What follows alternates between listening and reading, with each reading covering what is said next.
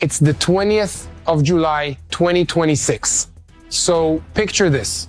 The B-2 Spirit stealth bomber enters Iranian airspace at altitude again, prepared to deliver a massive 30,000-pound bomb, but this time on Pickaxe Mountain. This plan has happened before at different sites, and this one is locked and loaded right now for the biggest sequel that the US military has ever made.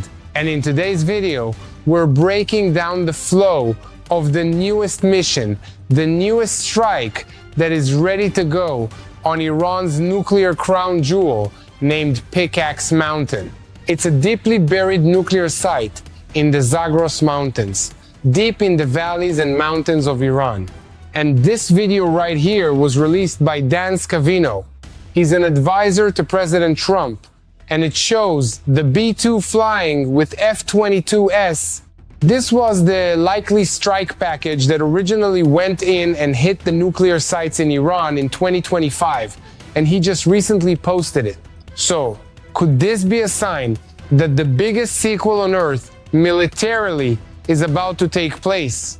We're gonna get into all of that throughout this video. And then, we've got fresh footage out of CENTCOM. You can see cruise missiles being loaded on the different jets, nighttime operations of F-18S that look like an EA, 1-8G Growler, that electronic attack aircraft that we've talked about on the channel, SM-2S, Patriots, Tomahawk missiles, blasting off the carrier's strike group. And then boom, absolute decimation. Looks like drone storage, looks like ballistic missiles. That looked like a ballistic missile launcher right there. Potentially even a cruise missile launcher. Radar dishes that are controlling drones in the Strait of Hormuz. Absolute decimation on the different locations that could be controlling drones that have just recently been reported to have struck cargo ships and oil tankers this morning. But before we get into the latest breaking updates and the mission that could take place on Pickaxe Mountain, I want to take you back to 2025 and talk about what Iran's program looked like 12 months ago when the United States dropped 14 30,000-pound bunker buster bombs through the ventilation shafts on the most heavily fortified underground facilities in all of the Middle East. They didn't see it coming, but they couldn't stop it, even if they did. And now, President Trump, he went on national radio and he called his next shot by name on the record. The name is Pickaxe Mountain. Two deeply buried tunnel complexes carved into the Zagros Mountains, 140 miles south of Tehran, less than a mile and a half from the wreckage of the Natanz nuclear complex, which was struck. 6 years of excavation is what they say Iran has put into that Pickaxe Mountain complex, and it's engineered specifically to survive the weapon that destroyed Fordow, the previous nuclear sites. And last week, while CENTCOM was running its 9th consecutive night of precision strikes across Iran, hitting command centers, air defense nodes, missile launch sites, also targeting the different military bases, absolute decimation. Decimation actually means reduced by a decimal point, but you guys know what I mean. Absolute obliteration of the military sites, especially those that house the IRGC, crushing the different command structures and taking the gloves off after Iran has gotten fresh casualties on the United States. But Trump told Hugh Hewitt exactly what comes next. He said Pickaxe is a possible target for a nice big fat shot right in the front door. We're gonna take out Pickaxe Mountain. Tell the Iranians to be ready. Let them know we're coming, because there's not a damn thing they can do about it. What's Iran's response to all of this? Well, an unnamed security official told reporters the regime would respond, quote, destructively. The statement was made while CENTCOM had already hit Iran for 8 consecutive nights in a row. The retaliation plan appears to be announcing the retaliation and then launching ballistic missiles. As we know, they've been able to get some of those through, unfortunately, and they've hit US troops. They've gotten lucky shots with those ballistic missiles. So, we're going to talk about how they've been able to do that, but mainly how the US would absolutely crush Pickaxe Mountain So we're going to get into all of that, the actual strike package, what it would look like throughout this video. And then stay for the global roundup section. It's about 3/4 of the way through the video. It's breaking news that you need to know, including how Russia just launched its largest ballistic missile barrage on Kyiv. And we're going to do some updates on what's going on with China and the South China Sea, so stay around for that. Oh yeah, and I just found this breaking news. So the US is pushing Mediterranean oil pipelines to bypass the Strait of Hormuz despite proxy security risks. So President Trump met with the new leader of Iraq, Prime Minister Ali al-Zadai, as they participate in a bilateral meeting in the Oval Office at the White House in Washington. The meeting between US President Trump and Iraq's new Prime Minister was presented in Washington as the beginning of a different relationship with Baghdad, one centered on oil, investment, and economic integration, as the United States prepares to complete the withdrawal of its remaining forces from Iraq. So, looks like some integration, but more focused on what's said to be a $366 billion pipeline that could help to avoid the Strait of Hormuz entirely. So it kind of shows the strategy of the United States right now is that they're trying to avoid the strait moving forward. Who knows? That could show that ultimately the oil prices will stay lower because the strait is able to be bypassed. So let's rewind the clock, because the sequencing here matters more than anything else on the board. Monday morning today, it opened with the IRGC announcing that 2 oil tankers had exploded and been immobilized, attempting to transit the southern approach on the Strait of Hormuz. Iranian state media, which has a documented history of manipulating operational claims for propaganda advantage, they described them as deviant tankers instigated by the US military and closed with a threat. The passage will not be safe for the transit of petrochemical products, not even a single drop of oil and gas. The IRGC told the US military to prepare for punitive operations. The UK Maritime Trade Operations, the UK MTO, confirmed a vessel on fire approximately 8 nautical miles northwest of Qumzar, Oman. That part has been verified. But CENTCOM ran a night of targeting Iran, the Strait of Hormuz, deep within Tehran. Ballistic missile storage, Iranian military command centers seem to be at the top of the list. Air defense and coastal surveillance sites, maritime capabilities, missile and drone launch sites, and communications networks. Official CENTCOM statement was, CENTCOM forces remain highly vigilant, focused, lethal, and ready. But now, let's go back 7 days to the moment this whole Pickaxe Mountain story started, because the sequencing of what Trump said when he said it and what the satellite showed the next morning is a story that no one else is talking about. So on July 13th, Trump sat down with the UU at radio show and said something no sitting American president has ever said publicly. He called his next nuclear target by name on the record, told Iran it was coming, and dared them to stop it. The quote isn't a threat. It's basically an operational announcement of the reality of the situation. Here's what Pickaxe Mountain actually is. It's located in the Zagros Mountains near Isfahan province, 2 kilometers from the now destroyed Natanz nuclear complex. Pickaxe is a facility Iran has been excavating since 2020. Construction that continued throughout the June 2025 ceasefire, a short-lived one, in violation of Iran's own signed commitments. We know they're like, yeah, we'll sign it, and then the next day they're launching drones at ships and maiming and eliminating the drivers, the crew of these different oil tankers. So yeah, kind of blew your chance for the ceasefire there, Iran. The IAEA, that's the International Atomic Energy Agency, its director confirmed that roughly 200 kilograms of Iran's highly enriched uranium, enough material, if enriched further, to build nuclear weapons, is believed to be stored in hardened tunnels near Natanz.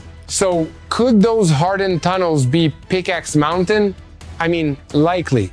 The Foundation for Defense of Democracies confirmed on July 8th, 5 days before Trump's statement, that satellite imagery showed ongoing construction at Pickaxe Mountain in clear violation of the MOU. The Institute for Science and International Security published its own analysis on July 14th. The western tunnel entrances remained open. Vehicle activity consistent with continued hardening operations visible in July 9th imagery. Iran kept saying, "There's no nuclear activity. Nothing to see here. Go look somewhere else. You go somewhere else." Iran said the same thing about Fordow prior to it being hit. But let's talk about what the weapon solution would be. As a former F-15E Strike Eagle pilot, I've studied this before and I've seen the exact software that would be used to target the new Pickaxe Mountain targets. This is the piece that really matters, because the GBU-57 massive ordnance penetrator, that's the most powerful conventional bunker buster bomb ever built. A 30,000-pound precision-guided bomb that can penetrate up to 200 feet of reinforced concrete before detonating. The B-2 Spirit stealth bomber is the only aircraft in the world cleared to carry it operationally. That means 7 B-2S dropped 14 MOPs on Fordow and Natanz in Operation Midnight Hammer, the 22nd of June 2025. The longest B-2 combat mission since 2001, 30 hours, multiple aerial refuelings over the Atlantic and Indian Ocean. The attack sequence focused very heavily on the vent shafts. We know that those GBU-57 30,000-pound MOPs were focused to be dropped right there, and Iran watched those strikes.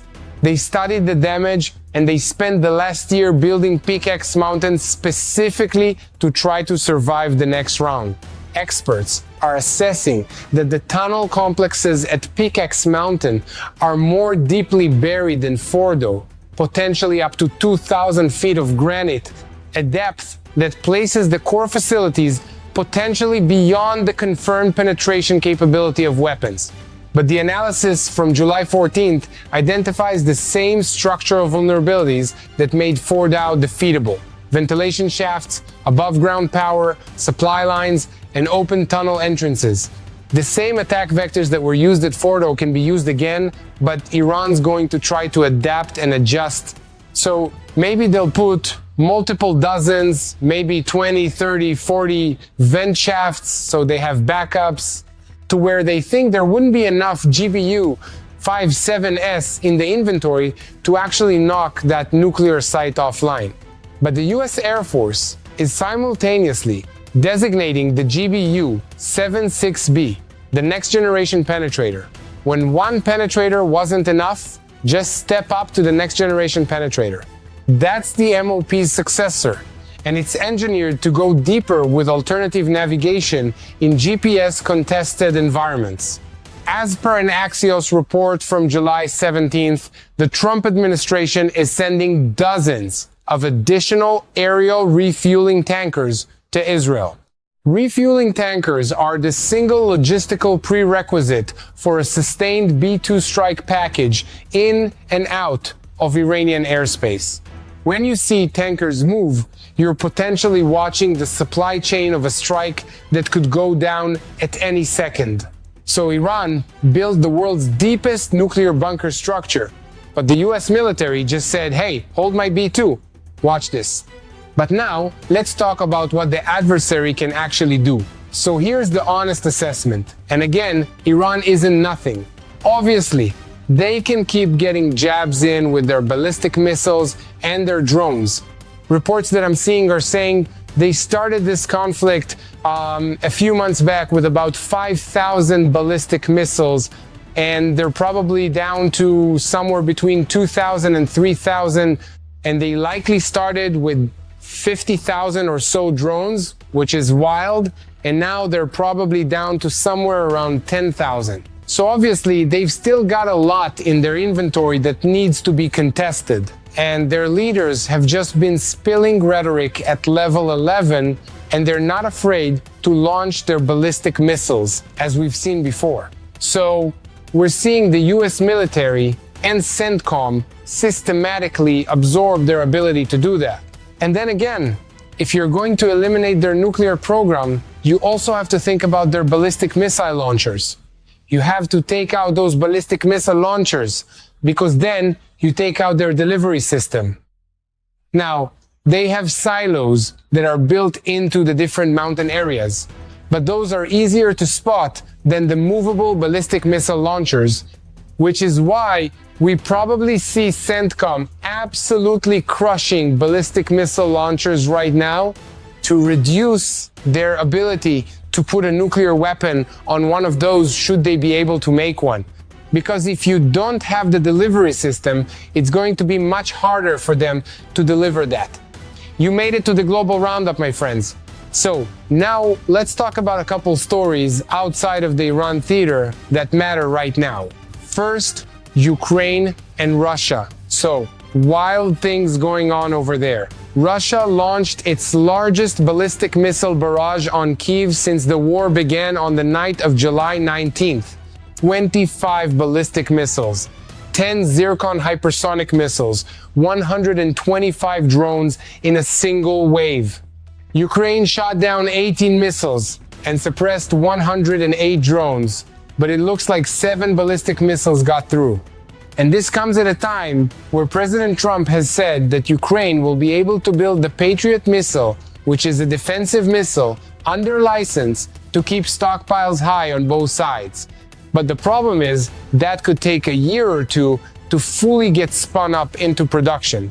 And then moving into the Pacific, it looks like what's happening in the Pacific has ramped up. It looks like China is now practicing nuclear strike capability demonstrations. China recently fired submarine, launched ballistic missiles in the South China Sea as part of a test.